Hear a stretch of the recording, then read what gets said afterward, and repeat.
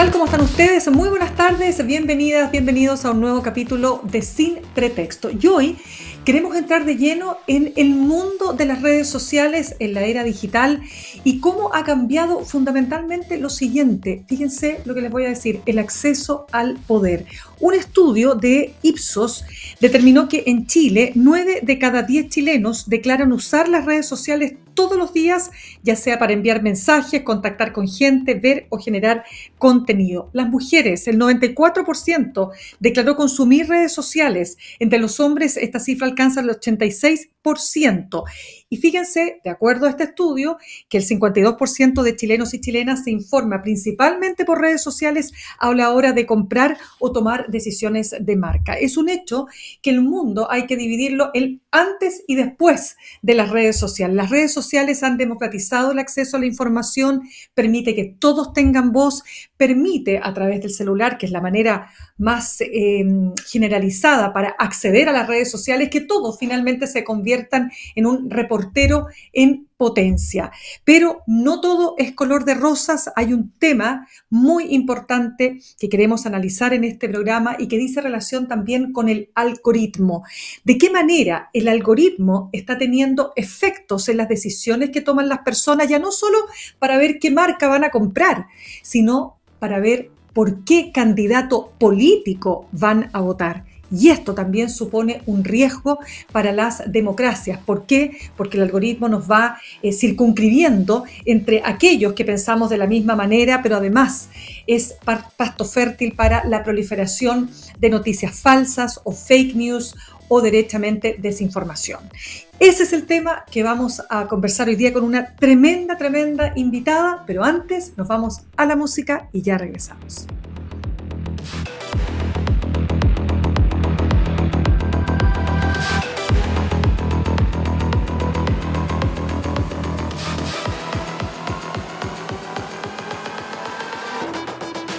Bien, pues ya estamos de regreso. Yo les decía que hay mucha información que compartir y además entender respecto de la importancia que tienen los medios sociales, o las redes sociales quiero decir, y cuánto desafían no solo a los medios de comunicación tradicionales, sino a los gobiernos, a las democracias del mundo.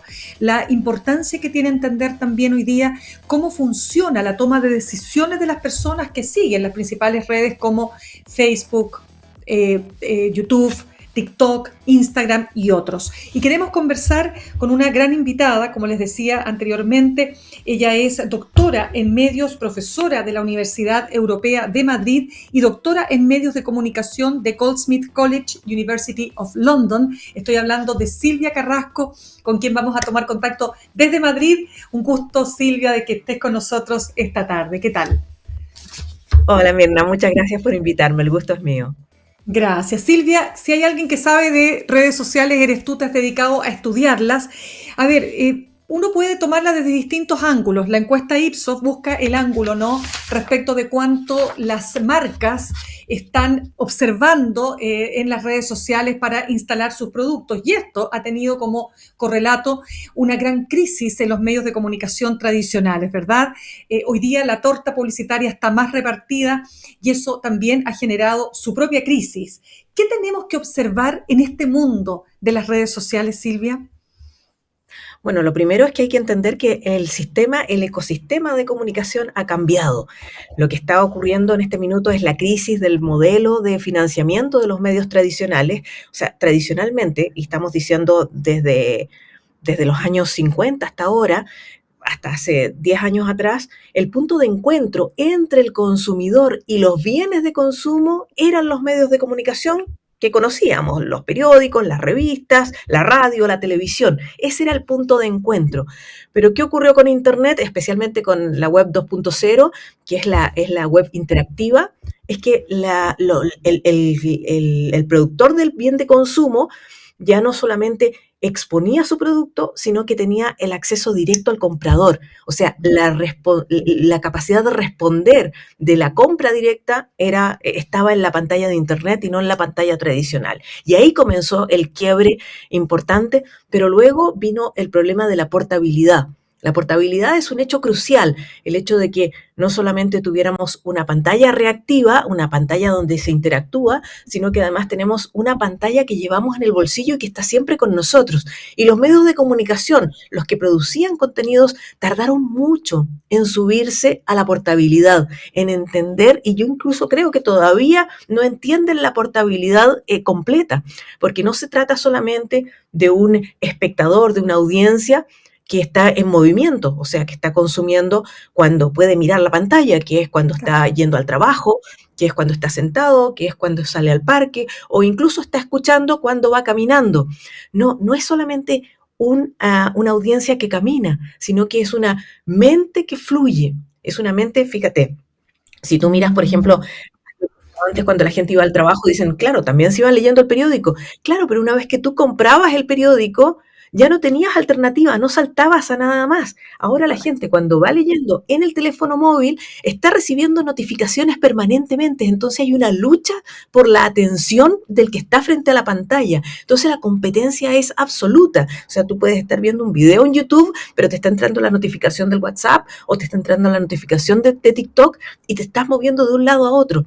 Por eso pasa mucho también, por ejemplo, que muchos medios de comunicación prefieren desarrollar sus propias aplicaciones, tener un ecosistema cerrado, que eso Meta lo ha hecho muy bien. O sea, Facebook es un medio cerrado, Instagram es un medio cerrado, por lo tanto, estás navegando siempre dentro de Facebook. ¿No? Tú no puedes ir a Google y buscar algo de Facebook porque no se comunican bien. Tienes razón. Ellos manejan eso para que no se comuniquen. Pero cuando tú estás viendo en la web un periódico, por ejemplo, inmediatamente te entra otra notificación y la mente se te va a otra cosa. Entonces, esa es la competencia permanente, por eso se dice que ahora estamos en la economía de la atención. Por lo tanto, a los medios de comunicación les ha costado mucho adaptarse, entender quién es esta persona que está caminando y su mente además está permanentemente alterada por los estímulos que recibe.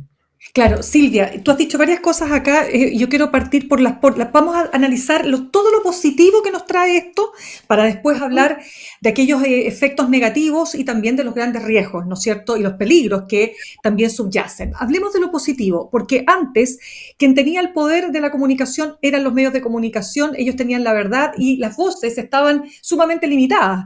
Una persona que no tenía recursos, por ejemplo, tenía muy pocas posibilidades de que su voz fuera escuchada, pero hoy día con un móvil, como dices tú, ¿no es cierto?, da a entender su voz y capaz que, quién sabe, se convierte hasta en viral lo que esa persona está relatando. Quiero saber cómo observas cuánto ha cambiado en ese sentido, para bien, las relaciones de los seres humanos y el poder. Bueno, es bastante, o sea, los cambios son bastante importantes, pero yo quiero decirte una cosa antes, ¿eh? O sea, Ya, la civilización ha sufrido en varias oportunidades revoluciones de este tipo. O sea, yo te voy a decir algunas frases y yo voy a pedirte a ti que me digas si te suenan. ya. Nadie más va a conversar en la mesa de la cena, porque todo el mundo va a estar atenta al medio. Nadie, nunca más nadie va a conversar en la cena. ¿Eso te suena a internet? O sea, me suena claro, por supuesto, pero a Bueno, ver, esa es una frase, escúchame, esta claro. es una frase que se recoge de las críticas a la aparición del libro en el siglo XVI. No te puedo creer. Increíble. Porque ¿sabes qué pasaba en ese momento? Los Ya, libros, los incunables, estaban en las abadías, donde ya. solamente podían entrar los hombres y solamente podían leer cuando, en el horario que la abadía se los permitía. Por primera vez, cuando se produce el libro impreso, las mujeres tienen acceso a los libros son portables por primera vez, fíjate lo que yo te dije antes, el tema de la portabilidad. Los libros te los puedes llevar, o sea, no estás vigilado por un sacerdote para ver qué puedes leer y qué no puedes leer. Y se empieza a escribir de la vida privada, por ejemplo. Y las mujeres por primera vez aprenden a leer, aprenden, tienen acceso a todos esos libros. Entonces, el cambio los cambios cada vez que hay estas revoluciones, después también cuando teníamos los textos y pasamos a la comunicación electrónica, cuando llegó la radio, también se produjo esto, recuerda toda la anécdota de Orwell, o cuando llegó la televisión, también son cambios importantísimos que se han producido. ¿Qué pasa ahora con las redes sociales? Hay una cosa que es muy importante y es, por un lado, la portabilidad, que yo consumo cuando quiero consumir, y segundo, está el tema, está el tema de la del consumo por demanda. O sea, yo consumo lo que quiero y cuando quiero. ¿Qué pasa con eso? Que ya no hay este poder, que era el medio de comunicación, que tenía la capacidad de comunicarle a muchos, que era uno comunicándole a muchos. Ahora lo que existe, que lo dijo Manuel Castells, es que son muchos comunicándole a muchos. Ese es el cambio radical que se produce. Pero además que nos empezamos a comunicar con gente que está fuera de nuestra esfera. O sea, cuando nosotros nos comunicábamos por los medios nacionales, la televisión pública, los canales del país o los periódicos del país, en definitiva nos estábamos comunicando lo que ocurría en el espacio de nuestras fronteras. Cuando empiezan a aparecer los canales panregionales, pero cuando aparece Internet fundamentalmente, empezamos a sentir que lo que me pasa a mí le pasa a la gente también en Francia, o le pasa a la gente también en Ecuador, o le pasa también en Colombia. Entonces, cuando empieza a suceder eso, empiezan a surgir problemas que nos damos cuenta que son comunes y el poder político de los países se transforma en un poder muy pequeño para problemas grandes. Un ejemplo claro de eso es el calentamiento global. Es un problema universal del cual estamos todos conscientes, pero si le pides al gobierno de Chile, al gobierno de España o al gobierno de Inglaterra que lo resuelva, no tiene capacidad de resolverlo, porque es un problema global. Si hablamos de la inmigración, también estamos con problemas globales. O sea, si esto suena y la campaña de Estados Unidos hace muchísimo, tiene mucho impacto, o en Europa, en las elecciones europeas tiene mucho impacto, de pronto nosotros nos empezamos a preguntar, bueno, y en mi país también hay mucha inmigración, pero de nuevo, le pido al gobierno que lo solucione. El gobierno no tiene cómo presionar lo que está pasando en Venezuela, ni lo que está pasando en Haití, ni lo que está pasando en el África Occidental con todos los problemas de ISIS, por ejemplo, y esa migración se produce. Y en los gobiernos locales, entonces, ahora hay más conciencia de los problemas globales y los gobiernos locales no tienen poder para responder a esos problemas globales. Ese es uno de los problemas que surge con esta comunicación global. Déjame contarles a nuestros auditores que estamos conversando con Silvia Carrasco. Ella es doctora en medios, profesora de la Universidad Europea de Madrid, pero además doctora en medios de comunicación de la Goldsmiths College, University of London. Quiero preguntarte, Silvia, porque de alguna manera lo vas diseñando en tu respuesta, ¿no? ¿Cuáles son las externalidades negativas? Y tú siempre hemos conversado en otras oportunidades, me has dicho que si hay algo que tenemos que atender en el mundo de hoy, que marca un antes y un después, es el algoritmo. Para todos los que nos están viendo y escuchando hasta ahora, ¿qué entendemos por algoritmo y por qué hay que poner ahí el foco principal? A ver, entendamos cómo funcionaban los medios de comunicación antes. Los medios de comunicación, la producción de noticias, ¿cómo funcionaba? Era un embudo en que hay una realidad, cosas que están ocurriendo allá afuera, los periodistas observaban, pero entraban en un embudo, entraban a la redacción, donde había un editor, el mismo periodista decidía qué era lo que le llamaba la atención, y eso era lo que se comunicaba. Había un factor humano tomando la decisión. El algoritmo es un software que está decidiendo en función del Big Data, o sea, de la cantidad enorme de datos que recogen todas las redes sociales y todo Internet, en función de lo que consumes, de en qué momento, en qué hora del día estás consumiendo, dónde dices clic, dónde cambias, dónde abandonas la comunicación, o dónde dices lo compartes, o dónde dejas un comentario. Y empieza a relacionar todas las respuestas que tú das para saber si tú eres mujer, si eres hombre, si no tienes identidad sexual, si eres adulto, si eres joven, si eres de mediana edad, si eres progresista, si eres conservador, si vives en Europa, si vives en Chile, si vives en el norte de Chile, si usas vehículos, si usas una bicicleta. Todos esos datos los empieza a acumular y en función de las correlaciones, estamos hablando no de causa-efecto, sino que de cosas que ocurren simultáneamente, empieza a ofrecerte contenido. O sea, por ejemplo, si yo miro permanentemente en TikTok gente que muestra las nuevas botas que aparecen, entonces el algoritmo empieza a ver toda la gente que ha estado mirando botas y deduce que toda esa gente que ha estado mirando botas también le interesan los pantalones. Entonces me empieza a ofrecer en mis pantalones. Entonces hay un factor que es técnico, que es el algoritmo, que decide ese filtro, ese embudo que antes había un humano que decidía qué era lo que se publicaba, ahora es ese algoritmo, ese software el que está decidiendo qué es lo que tú vas a consumir. El tema es que cuando los periodistas lo hayamos hecho bien o lo hayamos hecho mal, algunos medios lo hacían, yo soy periodista de formación, tú lo sabes, eh, si lo hacían bien o lo hacían mal, habían medios que lo hacían mejor y otros peor, siempre tenían 3 factores que tomaban en cuenta. Tomaban en cuenta lo que a la gente quería saber, tomaban en cuenta que eso era entretención, que tomaban en cuenta lo que a la gente debería saber, que eso es información, y tomaban en cuenta lo que a la gente le convendría saber, que eso es educación. O sea, tenían esas 3 tareas. El tema es que ahora el algoritmo es matemático, es solo métrica. Y entonces solo decide en función lo que el algoritmo entiende o lo que las redes sociales entienden que es lo que te gustaría consumir. Ya no tenemos ese factor que es lo que deberíamos saber. Hay muchas cosas que nosotros no quisiéramos saber. Nos podría caer una bomba a 200 kilómetros de casa. No queremos saberlo. Entonces el algoritmo no nos va a informar eso. Pero el periodismo que tenía el factor humano y que estaba preocupado de informar lo relevante, sí te hacía esa información. O sea, por ejemplo, lo que ha pasado aquí en Europa. Aquí en Europa, durante la guerra de Rusia en Ucrania, se dispararon los precios de la energía. Sin embargo, los precios de la energía son caros porque en Europa se quiere fomentar la energía limpia. Y a pesar de que nosotros consumimos muchísima energía limpia, se pagaba la energía limpia al mismo precio que los hidrocarburos. Pero la energía limpia es muchísimo más barata.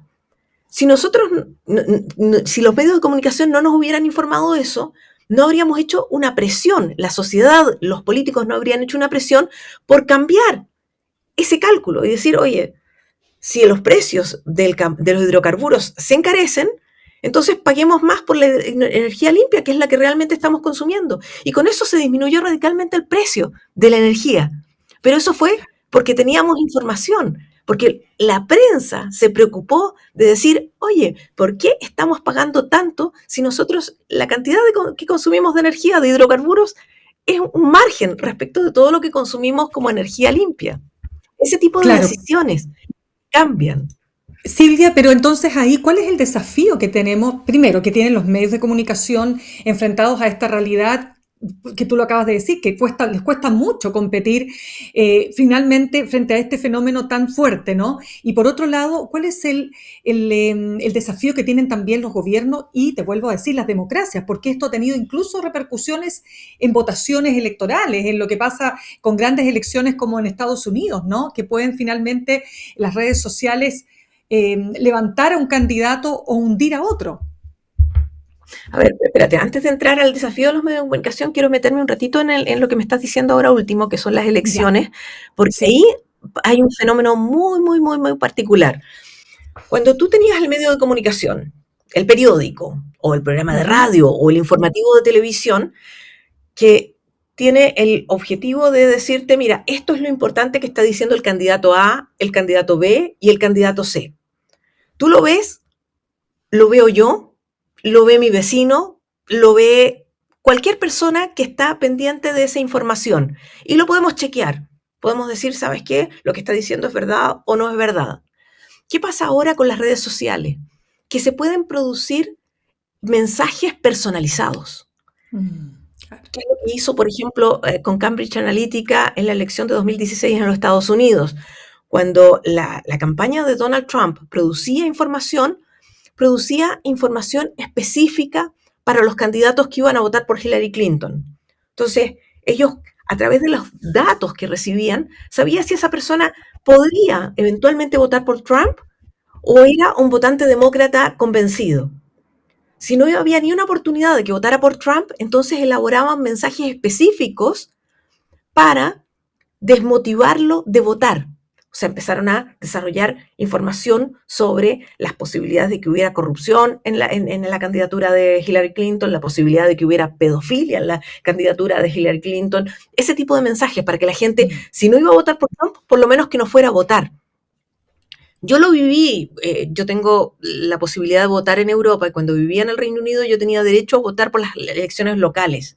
Y me llamaba mucho la atención cuando me llevaban mensajes de mi distrito, de los candidatos en mi distrito, de todos los partidos, no estoy hablando de ningún partido particular, sino que de los liberaldemócratas, de los conservadores, o de los Tories o de los laboristas, me llegaban mensajes y me decían que ellos estaban dispuestos a defender, era plena época del Brexit, estaban dispuestos a defender como extranjera viviendo en el Reino Unido. Y yo me preguntaba, me están dando esta información a mí, que soy extranjera, pero ¿qué le están diciendo a mi vecino que es inglés? No le pueden estar mandando el mismo mensaje para que el votante inglés le vote. Por lo tanto, yo en ese momento proponía que se debería exigir a todos los candidatos que tuvieran que inscribir en un solo sitio, en un storage, todos los mensajes que emitían a los votantes, para que alguien los pudiera chequear. Esto que te decía yo al principio, que yo o tú podíamos chequear que el mensaje que nos estaban diciendo era cierto, pero yo quiero que mi vecina sepa que a mí me están ofreciendo defenderme a mis derechos en comparación con ella que era inglesa. ¿Entiendes? Entonces, ese es el problema de la comunicación personalizada, que no hay cómo contrastar lo que se está diciendo al votante. No sabemos si es verdad, no sabemos si lo va a cumplir luego, además, porque además puede estar haciendo ofertas contradictorias a un votante y a otro, que van a ser imposibles de cumplir. Entonces, esos son los riesgos que tiene la democracia en este momento y que las redes sociales no han querido asumir. Los algoritmos son secretos. De hecho, Elon Musk, cuando él compra Twitter, él promete hacer público el algoritmo y nunca lo ha hecho público. Nunca. De hecho, Silvia, como se nos va acabando el tiempo, pero para poder cerrar el tema de qué hacemos en este escenario, porque tenemos una situación compleja, peligrosa incluso, ¿verdad? Sin duda que si cualquiera de nosotros que puede mirar el mundo hoy respecto del mundo de hace 40 años, evidentemente todos preferimos la era digital por todo lo que supone, por todos los avances también en materia de ciencia, tecnología, etcétera, pero tiene estos riesgos. ¿Qué rol tienen que jugar entonces ahí? Si es que tienen que jugar un rol determinante, ¿los medios de comunicación pueden realmente jugarlo? Yo creo que los medios de comunicación todavía tienen un poder que es necesario que se enteren. Hay una jurisdicción que pueden ejercer los medios de comunicación y los periodistas, particularmente los periodistas. ¿Qué es lo que ocurre? A ver, los medios de comunicación se transforman en un enorme avance en la sociedad porque fueron capaces de informar. O sea, imagínate, por muchas décadas, los medios de comunicación, fíjate, los periódicos existen desde el siglo XVII. Y desde el siglo XVII, la forma de hacer llegar de llevar el conocimiento a los seres humanos han sido los medios de comunicación, los libros, los periódicos, las revistas y luego la televisión. Es una forma de democratizar el conocimiento. Lo que está ocurriendo ahora con las redes sociales es que en ese momento el periodismo era importante porque ante una escasez de información se hicieron vitales al trasladar la información a la gente. Bueno, ocurre que hoy la desinformación no se produce por la falta de información, sino que se produce por esa disponibilidad infinita, por ese océano de información que estamos recibiendo. O sea, primero que nada, el periodismo hoy, su labor es explicarle a la gente qué es lo importante dentro del océano, lo que se llama en el mundo anglosajón el dot linking gift. O sea, la capacidad de los periodistas hoy de unir los puntos para explicarle a la gente qué es lo que está pasando. O sea, ¿por qué es tan importante la guerra en el Golfo para los chilenos, por ejemplo? ¿Y qué relación tiene con la sequía en el Canal de Panamá? Por ejemplo, ¿cómo unimos los puntos? Bueno, ocurre que las únicas dos formas en que puede llegar al Atlántico o al Pacífico, todos los productos que consumimos de China y del sudeste asiático es a través del Canal de Suez o a través del Canal de Panamá.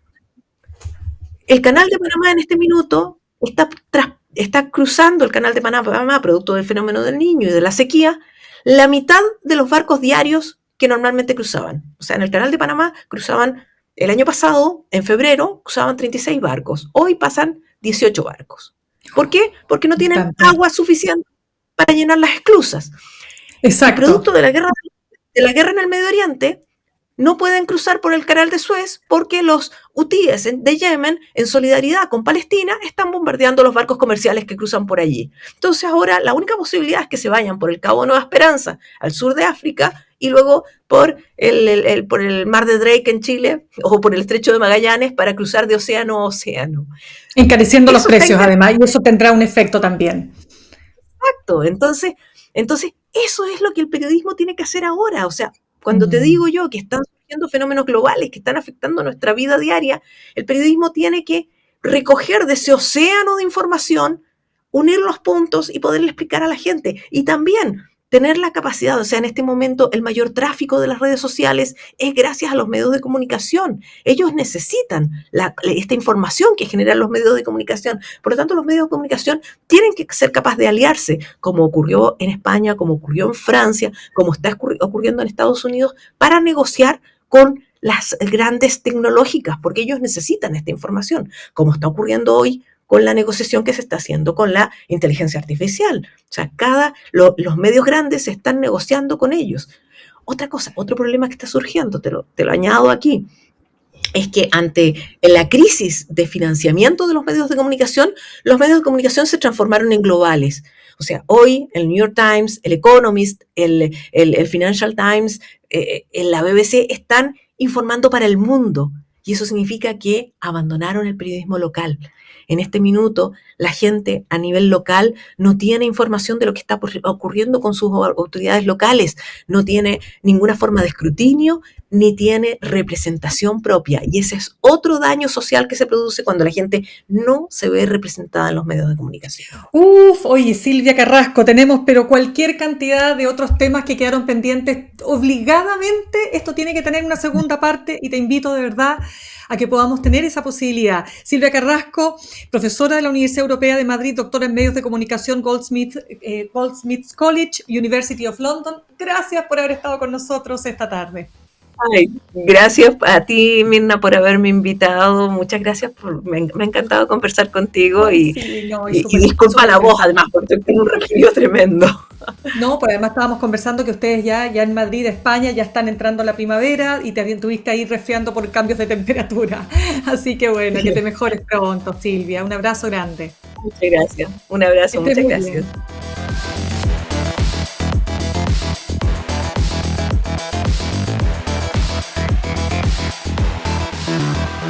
Bien.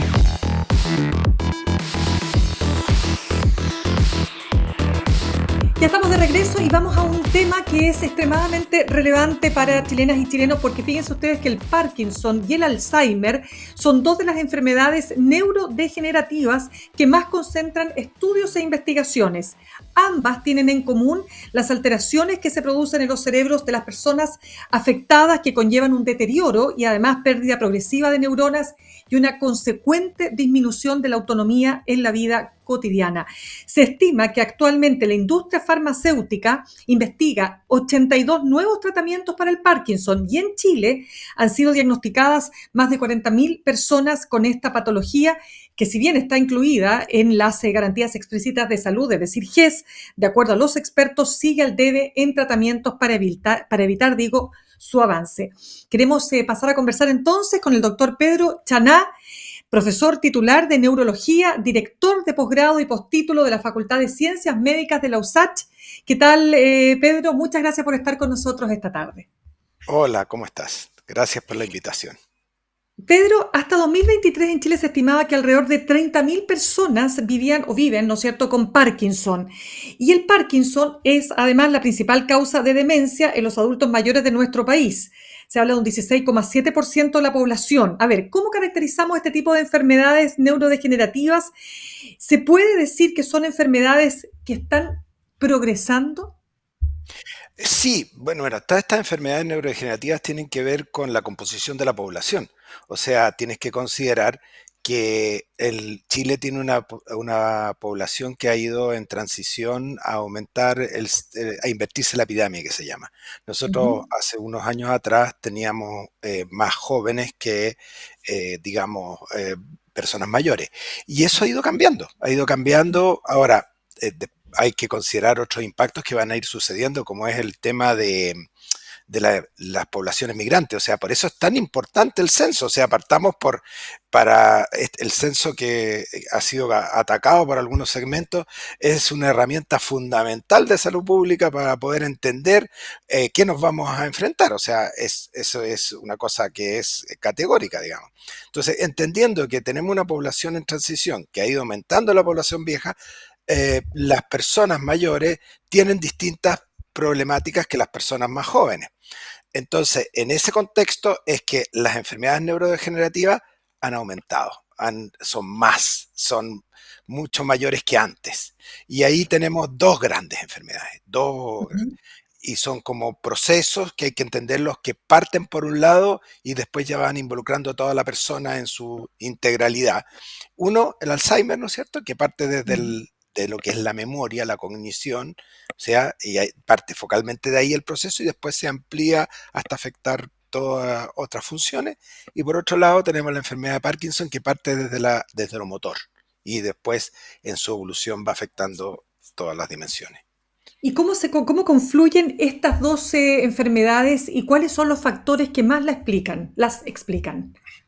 A ver, esto es más complicado porque efectivamente son enfermedades multifactoriales, ¿ya? No son Ujú, enfermedades que estén determinadas por un solo problema. Existen algunos de estos cuadros que son no monofactoriales, porque eso prácticamente no existe en medicina, sino que, claro, ujú. pero con un factor más predominante.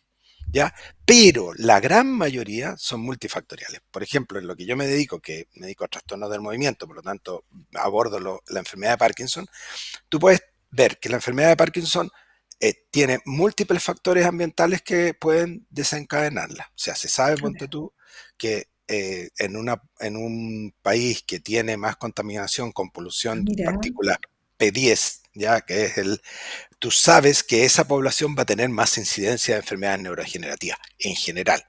Tú sabes que si hay aguas de pozo, que no tenemos, por lo menos en el ya. contexto urbano, en el contexto Ujú. rural sí tenemos, vamos a tener mayor incidencia de enfermedad de Parkinson. Tú sabes que Mm, si hay pesticidas, de los cuales tenemos mucho aquí, pero es un tema tabú porque nuestro país prefiere usar la técnica del avestruz, digamos, y no está mirando con detalle uf, el tema, pero sabemos que el uso de pesticidas que está concentrado en las zonas agrícolas tiene un ujú. montón de impactos. No es solo el impacto sobre Mm, las enfermedades neurodegenerativas, mayor incidencia de cáncer, mayor incidencia de Parkinson, mayor incidencia de enfermedades tipo Alzheimer, digamos. Por ese es un tema. Entonces tenemos muchos factores que van a influir en este ujú. resultado final. También hay factores intrínsecos de la persona, la genética, por ejemplo, una persona que tiene un familiar con enfermedad de Parkinson tiene mayor incidencia que la población general, como 10 veces. Parece mucho esta cifra, pero si yo pienso que la incidencia de la población general es del orden de 2 por mil, si yo multiplico por 10, como el 1% para la persona que tendría estos familiares. Entonces hay que tener cuidado. Y esto ahora se ha ido afinando porque el estudio genético, nosotros estamos participando en protocolos de estudio genético, uno que se llama el ArchPD, que es de toda Latinoamérica. Ujú. Vamos a ver que tienen una, digamos, mayor incidencia, pero del 80%, o sea, del 100% de las personas con Parkinson van a tener un componente genético el 15%. Mira, Y ya. ser enfermedad genética, probablemente, o sea, en realidad, que el peso genético sea mayor, no es más del 5%. Sí, conversamos hasta ahora con el doctor Pedro Chaná. Él es el profesor titular de Neurología y director de posgrado y postítulo de la Facultad de Ciencias Médicas de la USACH. Pedro, tú mencionas el tema de la contaminación. Mira, interesante porque lo mencionas con bastante contundencia, ¿no es cierto? Que hay estudios que están viendo la relación entre más contaminación del aire y el desarrollo de trastornos neurodegenerativos. Pero hay otros factores, leí en alguna oportunidad que se estudiaba el efecto, por ejemplo, no estoy segura si son las benzodiazepinas o los antidepresivos, ¿no? Que estarían generando algún tipo de relación entre el consumo extendido en el tiempo y enfermedades como demencia senil, ¿puede ser? Sí, efectivamente. Tenemos ahí dimensiones distintas porque si uno analiza las Ujú. neurodegenerativas, no todas son iguales. Ya, Dentro de las neurodegenerativas, por ejemplo, te mencionaba el Alzheimer, te mencionaba el Parkinson, ya. también está la esclerosis lateral amiotrófica, que es más rara, pero está. Y cada Mm, una tiene sus factores de riesgo que son propios de ella y factores de riesgo general. Por ejemplo, el claro. factor de riesgo general del ambiental, pero un factor de riesgo específico podría ser el uso de benzodiazepinas, ¿no es cierto?, o fármaco anticolinérgico en el tiempo para la enfermedad de Alzheimer. Para la enfermedad de Parkinson están los Mm, pesticidas. Digamos así, son bastante específicos dependiendo de cada entiendo. enfermedad. Incluso en la enfermedad de Parkinson existen fármacos que producen parkinsonismo. Y No te eso puedo es bastante, creer. claro, es bastante ¿Cómo qué? por- mira, hay fármacos que se usan para, digamos, en la emesis, o sea, para esto de los vómitos, ¿no es cierto? Que son de uso súper común, como es la Mm. metoclopramida, que es súper común, o sea, tú la encuentras en muchos productos. Y Ah, produce parkinsonismo. Lo que pasa es que va a producir parkinsonismo en la gente joven no, porque tienen más receptores de dopamina, pero en la medida que envejecemos hay un proceso mira. de pérdida de estos receptores, entonces los adultos Ujú. mayores suelen tener este tipo de problemas ante estos fármacos. Es por eso, no es una cosa antojadiza, que el gremio médico dice, ojo con el consumo de ciertos fármacos porque estos pueden tener algunos problemas. Entonces, en ese sentido, claro, la política es tener algunos fármacos que sean de uso más común, disponibles, los que están en otros países están disponibles en, digamos, en el supermercado, tú puedes ir a buscarlos, que podrían ser algunos antiinflamatorios, etcétera, y tener fármacos restringidos al uso exclusivamente médico, porque estos fármacos tienen algunos problemas que hay que considerar antes de administrarlos. Ese es el tema. Absolutamente. Pedro, cuéntame, ¿hay alguna manera de prevenir el Alzheimer o una vez que estás, digamos, con la posibilidad cierta de tener la posibilidad de desarrollarlo, digamos, se hace casi difícil poder decir, no, yo no voy a tener esa posibilidad? No sé si estoy muy enredada en mi pregunta, No, pero no, en el es fondo, súper, es muy a interesante ver. porque, mira, claro, si como esto es multifactorial, hay muchos factores que están disponibles y que tú puedes tener alguno, tener otro, otros no tenerlos, digamos. Por ejemplo, si vives en una ciudad muy contaminada, no es que vayas por si vayas a tener enfermedad de Parkinson, o enfermedad de Alzheimer, sino que va a Claro, depender de cómo has vivido tu vida, cómo hay otros factores que influyen o que no influyen. La gente no se puede hacer la idea de que esto está cerrado, digamos, sino que esto se puede modificar con ciertas conductas generales.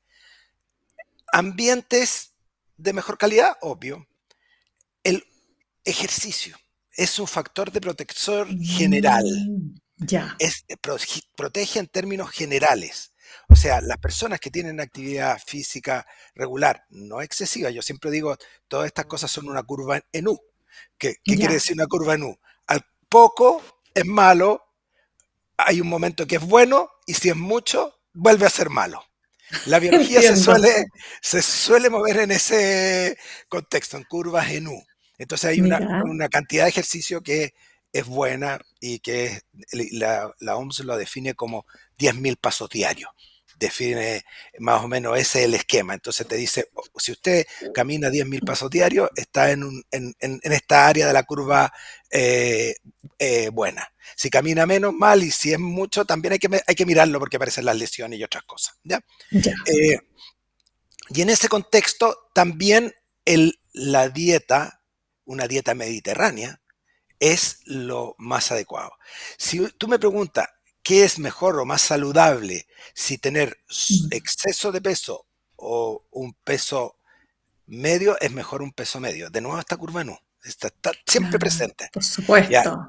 entonces una dieta, tener poco peso es un problema, tener exceso de peso también trae problemas y todas estas enfermedades neurodegenerativas se sabe que las grasas, los lípidos, por ejemplo, las dietas cargadas a proteínas, las dietas con exceso digamos, de grasa, van a promover lo que se llama el Mm. proceso inflamatorio del cuerpo y promueven la aparición de enfermedades neurodegenerativas. Entonces, si tú sumas factores, vas generando, digamos, tu posibilidad. Y si uno lo mira, tu posibilidad es absolutamente dependiente de lo que tú haces, en qué contexto estás, de lo que tú vives, etcétera. Tú decías, Pedro, porque la contaminación, cuando hablamos de contaminación atmosférica, claro, uno se pregunta, nuestra ciudad, ¿no es cierto? Santiago, la capital, quiero decir. Y ahí Claro, la pregunta es, ¿esta contaminación también es peligrosa o tiene elementos que podrían sí, favorecer a la aparición de estas enfermedades? sí, sí, y eso está Mira, ya, mira, hubo un momento que hubo dudas, pero los últimos estudios han mostrado claramente que cuando hay una cantidad mayor de partícula P10, que en nuestra aumenta la incidencia. Pero esto es como, ujú, hay que entenderlo como factores de riesgo. No hay que entenderlo como es absoluto, sino que voy juntando puntos para que se me produzca. Por ejemplo, si yo tengo una carga genética o familiares que tienen este problema, más me porto con un consumo muy alto de grasa, más vivo en una ciudad ambientada con polución, más, bueno, ahí voy claro, sumando puntos y voy total. acercándome al problema, digamos. Entonces, la idea es trabajar una vida saludable. Entiendo. Pedro, estamos conversando con el doctor Pedro Chaná, profesor titular de neurología y director de posgrado y postítulo de la Facultad de Ciencias Médicas de la USACH.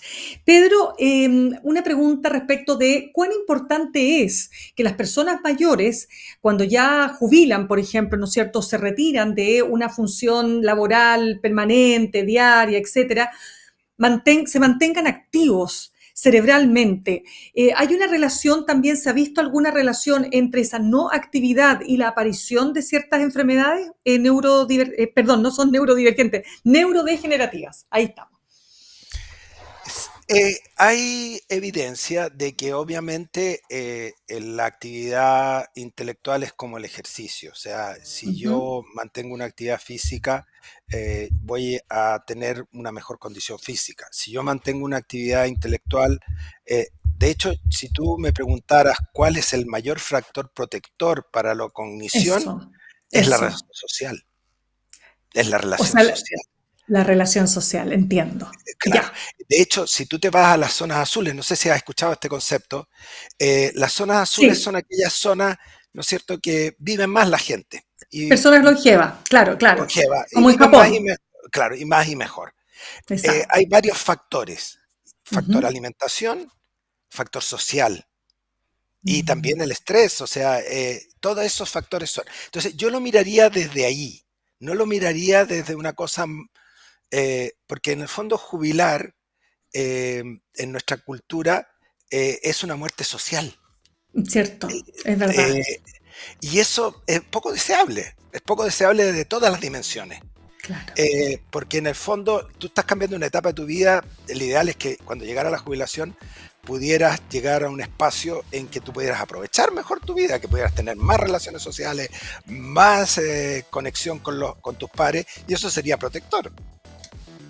Pero en la práctica, lamentablemente, muchas veces no ocurre y eso también hay que observar para lograr, quizás como dices tú, ¿no es cierto?, prevenir o prepararnos de mejor manera también para enfrentar la vejez. Pedro Chaná, doctor, profesor titular de neurología, director de posgrado y postítulo de la Facultad de Ciencias Médicas de la USACH, un gusto de haberte tenido con nosotros esta tarde aquí en Sin Pretexto. Un gusto. Que estés Chao muy y bien. gracias. Gracias.